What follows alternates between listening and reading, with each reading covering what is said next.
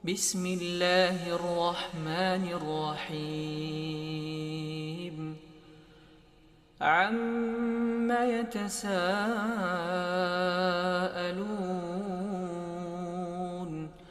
عن النبأ العظيم الذي هم فيه مختلفون كلا سيعلمون ثم كلا سيعلمون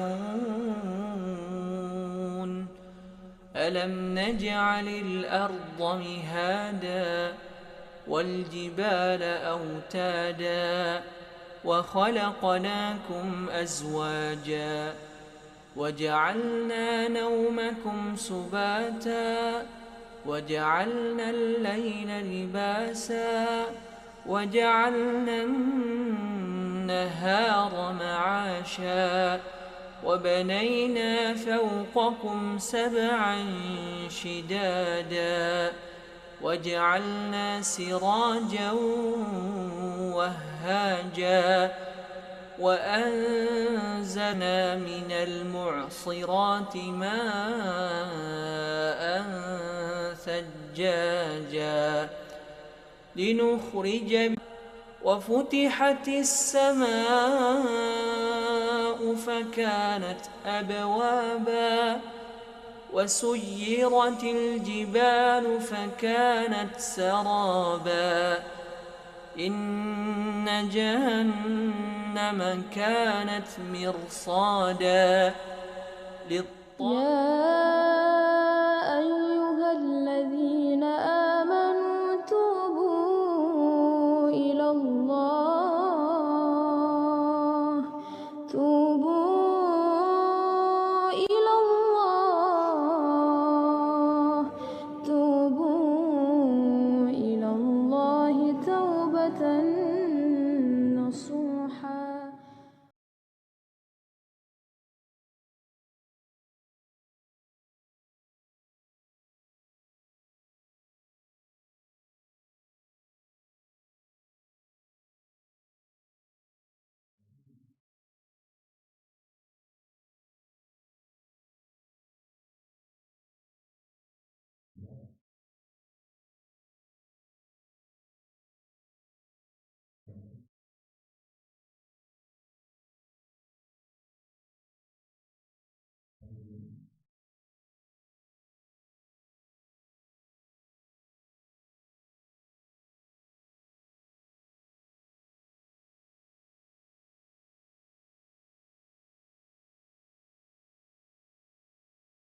Bulan Dzulqa'dah 1444 Hijriah. Dengan izin Allah dan taufiknya, kembali kita berkesempatan untuk hadir bermajlis guna sama-sama beribadah kepada Allah, melaksanakan ibadah yang dicintainya, duduk di dari rumah-rumah Allah guna mengkaji agama kita, dan secara khusus hadis-hadis Nabi kita yang tercinta Rasulullah Muhammad sallallahu alaihi wasallam. Hadis-hadis beliau yang kita ambil dari kitab Asy-Syama'il Al-Muhammadiyah karya dari Al-Imam Abu Isa Muhammad bin Isa bin Saurah At-Tirmidzi rahimahullahu ta'ala rahmatan wasi'ah. Sebelumnya kami juga mohon maaf karena pekan lalu kami berhalangan, ada safar. Namun alhamdulillah diisi, dan alhamdulillah sekira kita sudah mengambil banyak manfaat dari apa yang telah dikajikan oleh ustadz kita. Pembahasan kita jemaah sekalian masih dalam pembahasan tentang bagaimana ibadah Rasulullah sallallahu alaihi wasallam, dan kita sudah jelaskan pada pertemuan terakhir ketika awal membahas bab yang ke-40 ini, bahwa ketika bicara tentang ibadah pada hakikatnya maknanya sangat luas. Namun kalau kita baca hadis-hadis yang disebutkan oleh Imam Tirmidzi rahimahullahu taala, maka kita fahami bahwa yang beliau maksudkan ibadah adalah ibadah solat, dan lebih khusus lagi solat malamnya Rasulullah sallallahu alaihi wasallam. Dan ini memang suatu hal yang kadang diitlakkan demikian oleh para ulama kita. Ya, kalau dikatakan seorang ahli ibadah, ya kalau dikatakan si fulan ahli ibadah, maka identik dengan kebiasaan orang tersebut untuk beribadah kepada Allah lewat solat lail mereka. Ya, jadi dikatakan si fulan ahli ibadah, si fulan orang soleh. Ini peristilahan yang disebutkan oleh ulama kita kadang identik untuk orang yang rajin melaksanakan ibadah di malam harinya. Dan memang Allah sendiri menyebutkan, mengisyaratkan mereka adalah orang-orang yang muhsinin, ya seperti yang Allah sebutkan dalam surat Az-Zariyat. Dan Nabi kita memang menyebutkan bahwa mereka adalah orang-orang yang soleh. Alaikum biqiyamil lail fa innahu da'bus solihina min qablikum. Hendaknya kalian melaksanakan solat lail karena dia adalah kebiasaan orang-orang soleh di antara kalian. Dan kalau kita baca bab ini termasuk bab yang sangat banyak hadis-hadis yang beliau sebutkan. Ya, jadi kalau kita lihat bab-bab yang telah kita pelajari, sudah 39 bab yang lewat. Ya, bahkan sebelumnya juga ada bab siam telah kita ambil. Maka kita dapati kadang sebagian bab cuma disebutkan 1, 2 atau beberapa hadis saja. Adapun bab ini termasuk bab yang paling banyak, ya, cukup banyak, ya, bahkan termasuk yang paling banyak dari hadis-hadis yang disebutkan oleh Imam Tirmidzi. Dan itu bukan satu hal yang mengherankan, karena ini adalah kebiasaan dan rutinitas dari Nabi kita sallallahu alaihi wasallam. Dan istri-istri beliau serta para sahabat begitu memperhatikan masalah ini, sehingga begitu banyak informasi yang kita dapatkan dari mereka tentang bagaimana sifat ibadah Nabi kita sallallahu alaihi wasallam, utamanya di malam harinya. Kita sudah sampai pada pembahasan hadis yang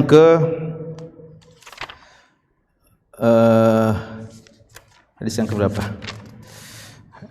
Ya. Sekarang hadis 264, 263, 265. Oh ya.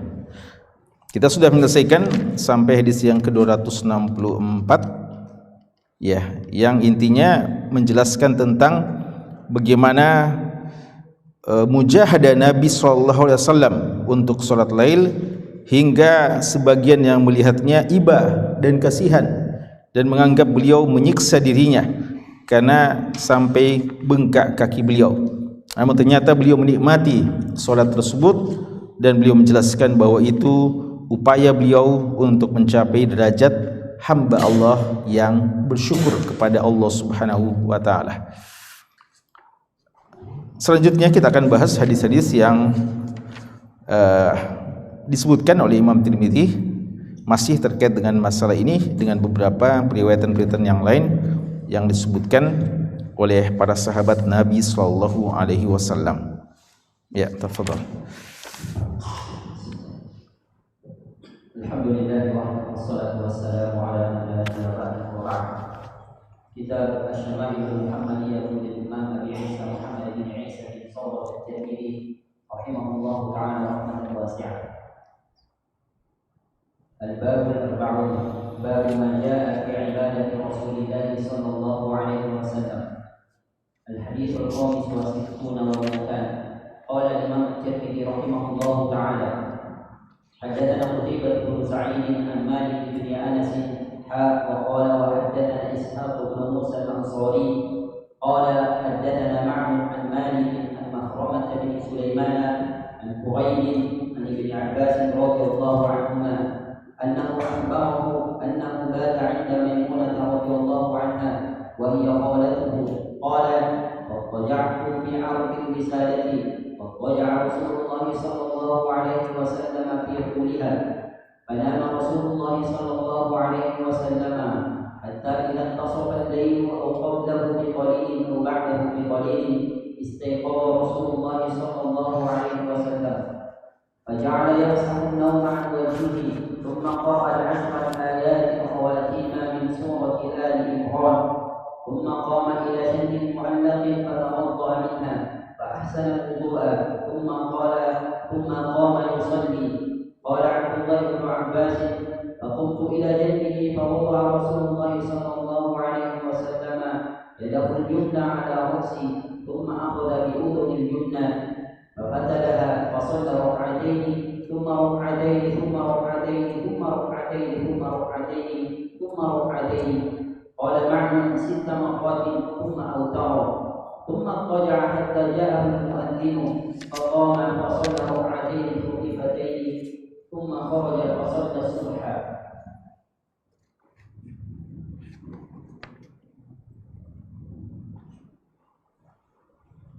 Baik. Ya. Jemaah sekalian, hadis yang kita akan bahas malam ini, kita mulai dengan hadis Abdullah bin Abbas radhiyallahu anhuma. Hadis yang sebenarnya sebagian kecil dari hadis ini pernah disebutkan di hadis yang ke-258, tapi itu potongan dari hadis ini. Adapun kali ini Imam Tirmidzi menyebutkan secara lebih lengkap cerita yang disampaikan oleh sahabat Nabi SAW yang mulia, yang juga merupakan sepupu dari Rasulullah SAW, yaitu Abdullah bin Abbas radhiyallahu anhuma. Beliau mengatakan annahu akhbarahu annahu bata 'inda Maimunah. Satu malam beliau menginap di rumah Maimunah radhiyallahu anha wa hiya khalatuhu, dan Maimunah ini adalah bibi dari Abdullah bin Abbas, dan Maimunah bintul Harith sekaligus juga adalah istri dari Nabi SAW, Ummul Mukminin, dan dialah bibi khalah. Ya, khalah itu maknanya saudari dari ibu, ya, tante, saudari dari ibu. Kalau saudari dari bapak namanya ammah, ya, ammah. Jadi Maimunah ini saudari dari ibu Abdullah bin Abbas, yaitu Lubabah bintul Harith, ya. Ibu dari Abdullah bin Abbas adalah Lubabah bintul Harith, dan ini adalah saudarinya yang juga merupakan istri dari Nabi sallallahu alaihi wasallam. Qal, kata Abdullah bin Abbas, fattaja'tu fi ardi al-wisadah. Ini juga sebenarnya masih ada ringkasan-ringkasannya, ya. Apa yang disebutkan Imam Tirmidzi ini, beliau meringkas beberapa riwayat yang lebih panjang yang disebutkan oleh Imam Bukhari. Imam Bukhari menyebutkan hadis ini lebih lengkap dalam beberapa tempat di Sahih Bukhari beliau. Kata Abdullah bin Abbas radhiyallahu anhuma, saya berbaring di ardi al-wisadah, di bagian lebar dari bantal itu. Jadi bantal ada bagian panjangnya dan bagian lebarnya. Beliau tidur di atas atau di bagian lebar dari bantal tersebut. Wattaja'a Rasulullah sallallahu alaihi wasallam fi tuliha. Adapun Rasulullah sallallahu alaihi wasallam di bagian panjang dari bantal itu, beliau dan istrinya Maimunah. Jadi satu bantal untuk 3 kepala, ya. Satu bantal untuk 3 kepala. Di bagian panjangnya Nabi kita sallallahu alaihi wasallam beserta istrinya yang notabene adalah bibi dari Abdullah bin Abbas, dan di bagian lebarnya Abdullah bin Abbas radhiyallahu anhu yang waktu itu masih kecil ya, masih anak kecil. Faqama Rasulullah sallallahu alaihi wasallam. Lalu Rasulullah sallallahu alaihi wasallam bangun hatta idan tasafa al-lail au qablahu, ketika sudah pertengahan malam atau sebelumnya, maka beliau bangun biqalilin atau menjelang pertengahan malam, au ba'dahu biqalil atau sedikit lewat dari pertengahan malam, jadi sekitar pertengahan malam. Fastaiqadha Rasulullah sallallahu alaihi wasallam. Rasulullah sallallahu alaihi wasallam terbangun. Faja'ala yamsahu an-nauma min wajhihi. Mulailah Rasulullah sallallahu alaihi wasallam mengusap-ngusap naum, tidur dari wajahnya, artinya sisa-sisa pengaruh tidur dari wajahnya ya. Nanti kita akan jelaskan ya insyaallah. Summa qara'a al-ashral ayat al-khawatim min surati Ali Imran. Setelah itu beliau membaca 10 ayat yang terakhir dari surat Ali Imran. Ya, 10 ayat yang terakhir mulai dari inna fi khalqis samawati wal ard sampai ayat ke-200 ya. Summa qama ila shannin muallaq. Kemudian beliau setelah itu beliau menuju ke tempat air bejana yang tergantung ya, tergantung. Fatawadda'a minha, beliau berwudu dari tempat tersebut.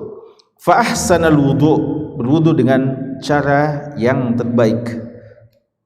Summa qama yusalli, lalu setelah itu mulailah beliau salat. Qala Abdullah bin Abbas, Abdullah bin Abbas berkata, faqumtu ila jambihi, maka saya berdiri di sebelah Nabi sallallahu alaihi wasallam. Fa wada'a Rasulullah sallallahu alaihi wasallam yadahul yumna ala ra'si, maka Nabi SAW meletakkan tangan kanannya di atas kepalaku, kata Abdullah bin Abbas. Summa akhadha bi uzuni al-yumna, kemudian beliau memegang telinga kanan dari Abdullah bin Abbas radhiyallahu anhuma. Fa fatalaha, kemudian beliau pegang-pegang ya dari ya sedikit memelintir ya dari telinga Abdullah bin Abbas. Fa shalla rak'atain, maka beliau salat 2 rakaat. Summa rak'atain, kemudian 2 rakaat. Summa rak'atain, kemudian 2 rakaat. Summa rak'atain, kemudian 2 rakaat. Summa rak'atain, kemudian 2 rakaat. Summa rak'atain. Berapa itu? Qala ma'an, berkata ma'an, sittu marrat, 6 kali, 12 rakaat ya, 6 kali. Summa autara, kemudian beliau berwitir. Summa taja'a, kemudian beliau baring lagi. Hatta ja'al muazzin, begitu ya, begitu ya. Hatta ja'al muazzin. Ya di sini matanya tidak lengkap. Ya, sampai datangnya muazzin. Faqam, lalu beliau bangkit. Fa shalla rak'ataini khafifatain, lalu beliau salat 2 rakaat yang ringan. Gitu ya, sampai situ. Oh ya. Summa kharaja fa shalla subh. Ya. Sini tidak lengkap disebutkan. Ya, kemudian beliau keluar dari tempatnya, dari rumahnya untuk memimpin sholat subuh. Ya, ada beberapa pelajaran yang bisa kita ambil dari hadis ini. Hadis ini adalah kisah yang sangat berharga yang diceritakan oleh Abdullah bin Abbas radhiyallahu anhuma, sekaligus menunjukkan kepada kita bagaimana semangat Abdullah bin Abbas radhiyallahu anhuma untuk belajar dan beribadah sejak kecil. Dan ini di antara kisah perjalanan beliau dalam menuntut ilmu. Maka tidak heran ya ketika beliau bisa mencapai derajat yang tidak dicapai oleh orang-orang yang sebaya dengan beliau, teman-temannya, rekannya, bahkan melebihi sekian banyak dari sahabat-sahabat yang jauh lebih senior daripada beliau radhiyallahu taala anhuma. Ya, biasa orang cuma mau melihat bagaimana hasil yang dicapainya, tidak mau melihat bagaimana proses yang telah dilalui oleh mereka-mereka yang berhasil itu, sebagaimana apa yang pernah ditempuh oleh seorang Abdullah bin Abbas radhiyallahu anhuma. Ini satu di antara sekian banyak kisah tentang perjuangan dan mujahadah Abdullah bin Abbas radhiyallahu anhuma untuk belajar dan sekaligus untuk mentadbiyah dirinya beribadah kepada Allah Subhanahu wa taala menyertai Nabi Muhammad sallallahu alaihi wasallam. Beliau radhiyallahu anhuma memiliki kelebihan karena beliau adalah sepupu dari Nabi sallallahu alaihi wasallam. Tapi sekadar sepupu tidak cukup ya, sekadar sepupu tidak cukup, karena beliau tetap tidak semahram dengan Aisyah radhiyallahu anha umpamanya. Tidak ada akses bagi beliau untuk bisa nginap di rumah Aisyah, rumah Hafsah ya, dan beberapa istri-istri Nabi kita yang lainnya. Tapi beliau ingin untuk belajar apa yang tidak beliau saksikan di luar rumah. Beliau ingin lebih detail mempelajari sunnah Nabi SAW di dalam rumah yang tidak mungkin bisa diketahui kecuali ketika kita bersama dengan beliau di rumahnya, dan lebih khusus pada malam harinya. Ini lebih khusus lagi karena pada malam hari yang tidak mungkin bisa orang datang dan masuk ke dalamnya kecuali istri-istri Nabi SAW. Alhamdulillah, di samping beliau sepupu dari Nabi SAW dan usianya juga relatif masih sangat muda, kecil, bahkan beliau punya bibi yang diperistrikan oleh Nabi SAW. Inilah Maimunah bintul Harith radhiyallahu taala anha. Beliau minta izin kepada Maimunah untuk bisa nginap di rumah beliau. Artinya pada saat giliran mabitnya Nabi SAW di rumahnya Maimunah, dan tentu saja Maimunah minta izin kepada Nabi SAW. Diizinkan. Beliau sangat bergembira dengan izin ini, dan beliau izin bukan cuma sekedar bisa berkunjung di malam hari, tapi beliau izin untuk bisa mabit, nginap di rumah Nabi SAW. Dan inilah di antara manfaat mabit, karena pada saat mabit kita bisa melakukan amalan-amalan ibadah yang tidak mungkin bisa kita lakukan ketika kita bersendirian. Dan berapa banyak faedah-faedah yang bisa kita dapatkan pada saat mabit yang tidak mungkin bisa kita dapatkan ketika kita bersendirian. Dan persoalan mabit, para sahabat ya bersama Nabi kita sallallahu alaihi wasallam sangat banyak kisah-kisahnya, demikian juga di kalangan salafus saleh. Karena itu bukan satu hal yang bermasalah ya. Pernah ada orang bilang mabit itu malam bid'ah ya, memplesetkan mabit sebenarnya pakai ta ya, mereka bilang mabid, malam bid'ah ya, sampai mereka bilang bid'ah ya. Ketika lihat anak-anak muda mengadakan mabit bilang itu malam bid'ah, tidak ada contohnya. Padahal begitu banyak ya contoh-contoh dari para salaf saling istifadah ketika mereka mabit bersama ya. Akhwat sekalian, ana bata indah Maimunah wa hiya khalatuh qala fattaja'tu. Beliau duluan datang ya. Jadi beliau duluan datang di rumah Maimunah dan nginap dan tidur sebelum datang Nabi SAW.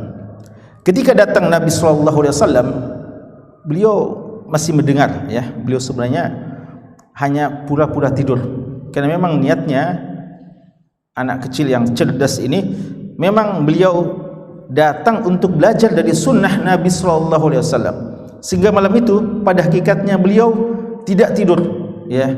Beliau hanya pura-pura tidur saja. Datang Rasulullah, beliau sadar, dan apa yang dilakukan Rasulullah menjelang tidur, berbicara dengan istrinya, beliau juga dengarkan. Sampai ya lalu dikatakan Rasulullah sudah tidur gulam, lalu dikatakan sudah tidur, ya. Beliau dengarkan itu semuanya. Dan dalam sebagian riwayat beliau pesan kepada Maimunah, bibi beliau, ya, kalau umpama Nabi kita sallallahu alaihi wasallam sudah bangun, tolong bangunkan juga saya, ya, saya mau salat lail, ya, bersama dengan Nabi sallallahu alaihi wasallam. Tapi jemaah sekalian, beliau tidak perlu dibangunkan, ya, karena beliau bangun sendiri nantinya, ya. Jadi di sini beliau tidur di bantal, ya, disediakan, dipersilahkan. Dan ini menunjukkan tidak mengapa, ya, karena ini masih kecil, anak kecil, ya, dan mahram juga dari istri Rasulullah, maka tidak mengapa waktu itu, ya. Dan memang rumah beliau sempit, ya, karena itulah tempat tidurnya, itulah segala sesuatu dikerjakan di rumah tersebut. Maka tidak mengherankan, ya, tidak dikatakan Anda pergi di kamar yang lain, ya, ini khusus untuk suami istri, tidak, karena memang itulah yang tempat tidur mereka, itulah kamar mereka, sekaligus itulah rumah, ya, mereka. Maka tidur bersama-sama, ya, tentu saja ini dengan batasan-batasannya, ya, tidur bersama. Ketiga orang ini tidur dalam satu bantal, ya, bagian panjangnya kepala Rasulullah dan kepala Maimunah, dan bagian lebarnya kepala Abdullah bin Abbas radhiyallahu anhumah. Dan ini juga menunjukkan tidak ada masalah, ya, memanfaatkan fasilitas yang ada untuk tidur, ya. Ada juga orang bilang zuhud, ya, ini bisa mengganggu kita terlalu nyenyak tidur, tidak usah ada pakai tempat tidur, ya, tidak usah ada pakai bantal, ya, tidak usah pakai, pokoknya seadanya saja, ya. Kalau ada orang yang tidak bisa memang bangun kalau pakai tempat tidur, ya, pakai spring bed, pakai tempat-tempat yang empuk, ya, bantal dan sebagainya, maka jangan memakai, ya.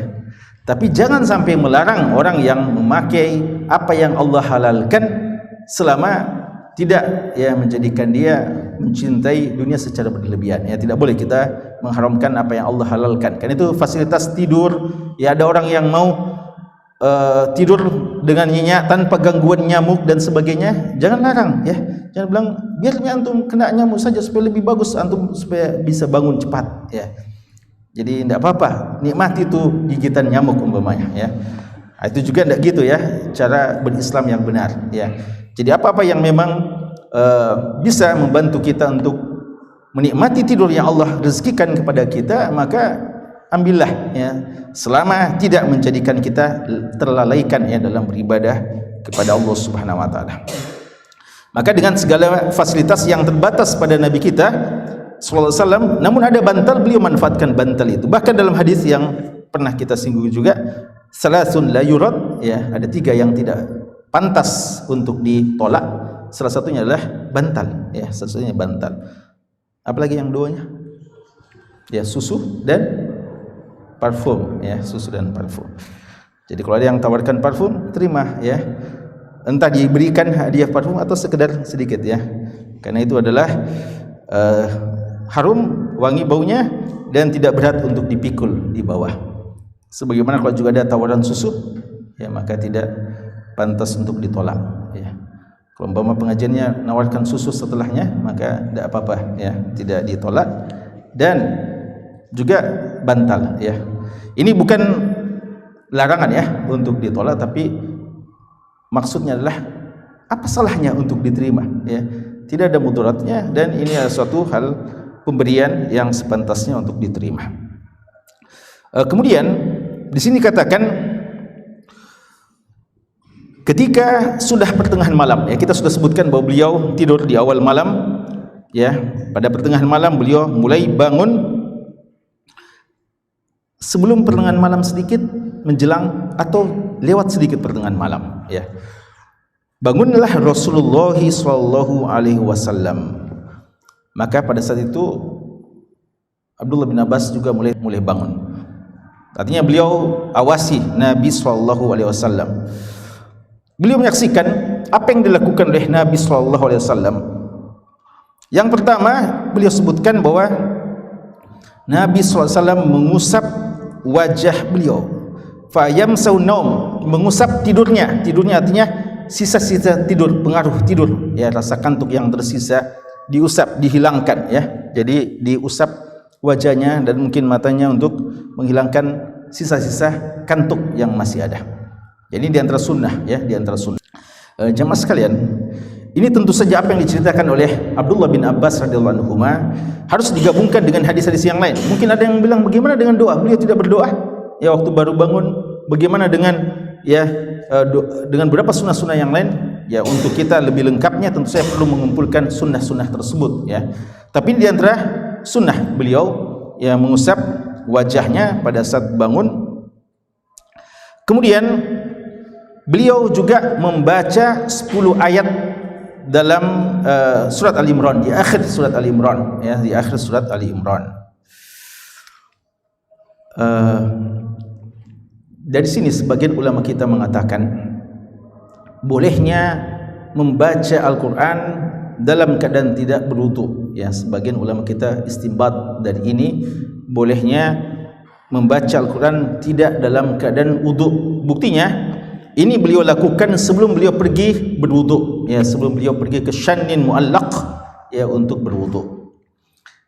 Dan sebagian mengatakan bahwa boleh jadi, ya, Nabi kita sudah dalam keadaan berwudu, ya, sebelumnya, dan beliau mungkin tidak tidur, ya, dan memang mata beliau tidur namun hati beliau tidak tidur, dan wudu beliau pada kali ini hanyalah sekedar sebagai pembaharuan, tajdidul wudu, ya. Itu alasan sebagian ulama kita yang tetap menolak membaca Al-Quran tidak dalam keadaan wudu, ya. Namun hadis ini sebenarnya salah satu hadis yang kuat dijadikan dalil bagi ulama kita yang tidak mempersyaratkan membaca wudu untuk membaca Al-Quran, ya, berbeda dengan memegang mushaf, ya. Ini masalahnya adalah membaca Al-Quran tidak dalam keadaan wudu. Adapun memegang mushaf masalahnya lain, dan pendapat yang lebih hati-hati dan lebih tepat, wallahu alam, kita tidak memegang mushaf dalam keadaan tidak berwudu. Adapun sekadar membaca Al-Quran maka tidak mengapa, insyaallah. Kemudian beliau pergi berwudu, ya, di tempat wudu, tempat air yang bergantung, wadah air, ya, bejana yang tergantung. Beliau berwudu di situ.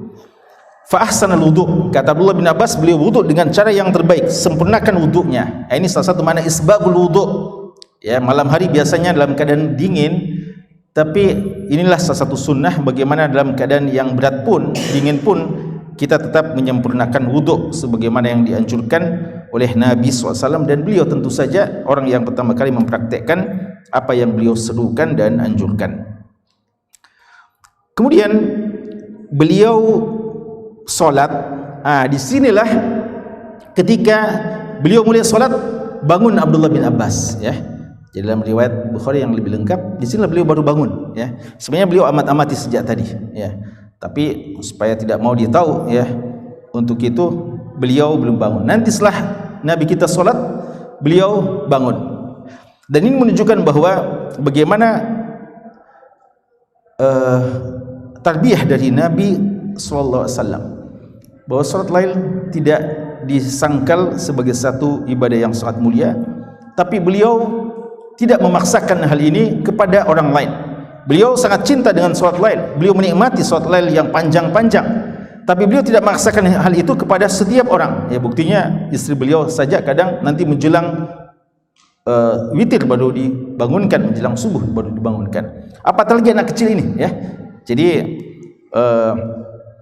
jangan samakan diri anda dengan anak-anak, ya. Jadi ada juga ikhwah, masya Allah, semangat sekali, ya. Anak yang kecil baru berapa 3 tahun 4 tahun dan dia rajin salat lail sejak tengah malam. Anak yang juga dipaksa bangun, ya. Bahkan kalau anaknya tidak mungkin dia marah-marahi, itu tidak boleh, ya. Kita harus memahami bagaimana kondisi, ya, orang lain, apalagi untuk sesuatu yang tidak wajib tapi memotivasi, itu bagus. Nabi kita membiarkan Abdullah bin Abbas tidur, ya. Beliau nyangka tidur, lalu setelah beliau mulai solat, bangunlah Abdullah bin Abbas radhiyallahu anhu. Apa yang beliau lakukan? Qumtu ila jambihi, saya berdiri di samping Rasulullah. Tidak disebutkan di sini samping mana, tapi dalam riwayat Bukhari dikatakan beliau waktu itu Nabi kita sallallahu alaihi wasallam salat sendirian, salat lail.